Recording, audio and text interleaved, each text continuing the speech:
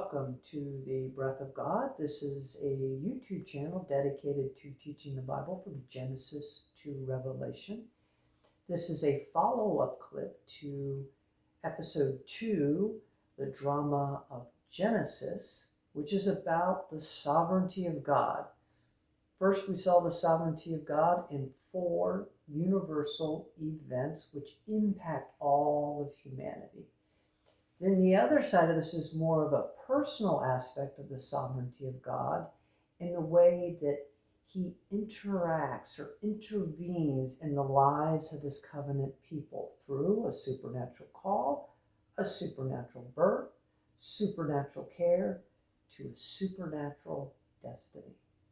Last time we covered the life of Abraham. Abraham is the father of faith. He pioneered the way. He blazed a trail. And God blessed him personally in every way. God gave him the son that he promised, Isaac. Isaac came about supernaturally conceived by the power of God in the union with his aged wife, Sarah, and he was 100 and she was 90. And they named him Laughter, because it's funny that a 90-year-old woman becomes pregnant, and it's amazing at the same time. So now Sarah has died. Abraham has been blessed in every way, and it's now time to help Isaac in the next stage of his journey, which is to find his bride. So Isaac's life could be summarized in 3 ways, 3 key areas in Isaac's life. First is the bride. Second is the boys, what to do with the boys. And third is the blessing. So the bride, the boys, and the blessing. So the bride. This is where we're going to pick up in Genesis chapter 24.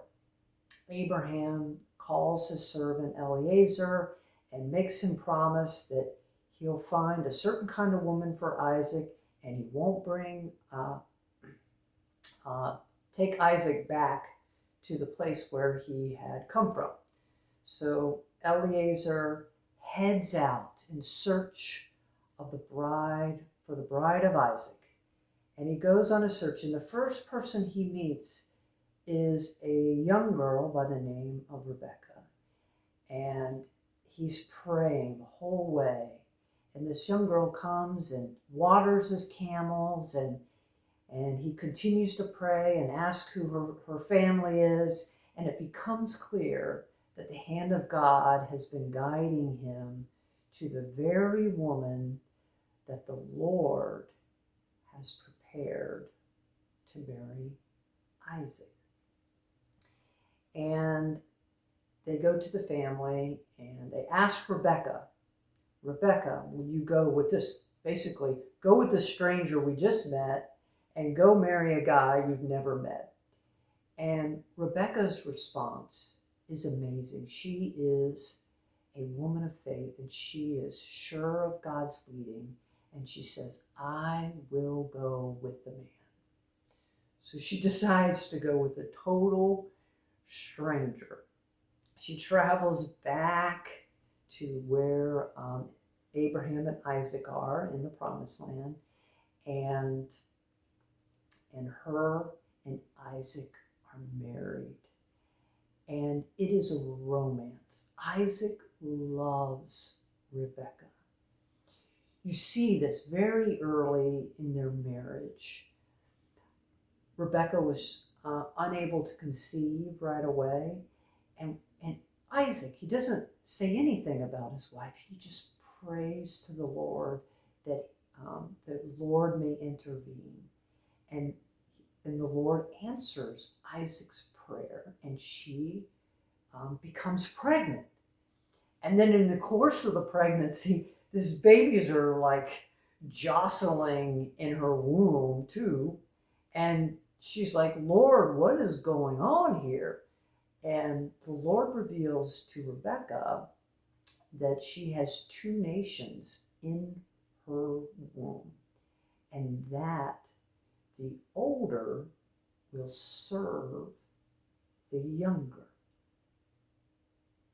So she gives birth to the boys, and it's a fairly dramatic birth. Esau comes out. These two boys are totally different. Esau comes out. He's red, he's hairy, and then Jacob, as a newborn, is grasping his brother's heel. So they named the children Esau and Jacob based on their appearances and what happened during the birth. So you see these two boys, they grow. They're very different boys. Esau's a man of the field. He's a man's man. He's a hunter. Isaac loves Esau.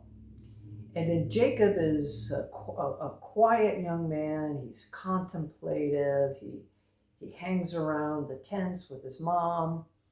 And these two boys are very, very, very different men. So the time comes, they both grow up, and it's time, and Isaac is aging by this point, and it's time for Isaac to determine which boy gets the blessing. And the Bible describes Isaac in this way, that his eyesight was failing. Well, his eyesight failing is also indicative of his spiritual eyesight was failing. Was it just physical? So Isaac goes to Esau and says, "Hey, go kill something, basically, and make a meal for me, and then I'm going to give you my blessing." Well, Rebecca catches wind of this, and she decides to intervene, because for whatever reason, these two were not able to talk about which child God had chosen. Now, Rebecca had the revelation of the boys, and which child God had actually selected. So she intervened. Her and Jacob come up with this ruse, this trick, so that Isaac blesses Jacob unknowingly.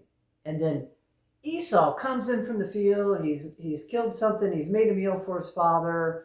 And he's like, "Father, bless me." And Isaac realizes that he's been tricked and that he had blessed Jacob instead of Esau. And you see, this is really the only time you see Isaac become, rattled, shaken. And Isaac realizes that he had almost blessed the wrong child. So he tells Esau, "I already blessed your brother. What more can I really do for you?" And he kind of gives Esau this lesser blessing. And then you see Rebecca and Isaac converse, and Esau had already married two women that were clearly displeasing to Rebecca, and she just comes right out and says, "Hey, we cannot have this happen with Jacob." And Jacob realizes, "Oh, I need to bless Jacob." So he calls actually Jacob in a second time, because the first time he blessed him, he only gave a partial blessing to Jacob the first time. The second time, this time he calls Jacob in, and he gives Jacob the blessing of Abraham. And he sends Jacob on his way, because his brother is so mad at Jacob that he is threatened to take his brother's life, because Esau feels that his brother took what rightfully belonged to him. And then Jacob is sent on his way to um, Laban's house, and we'll talk about the journey of Jacob. But in Isaac's life, we have his birth. We also have his bride. We have his boys, and we have the blessing. So the blessing has now been passed through Isaac and is now being carried by Jacob. And we see the supernatural care of God. And then the next episode, we'll talk about Jacob's faith. Jacob's faith is, let's make a deal. And Jacob is a very entertaining figure and study. So thank you for listening to the Breath of God and giving me the opportunity to share with you about the life of Isaac. Thank you.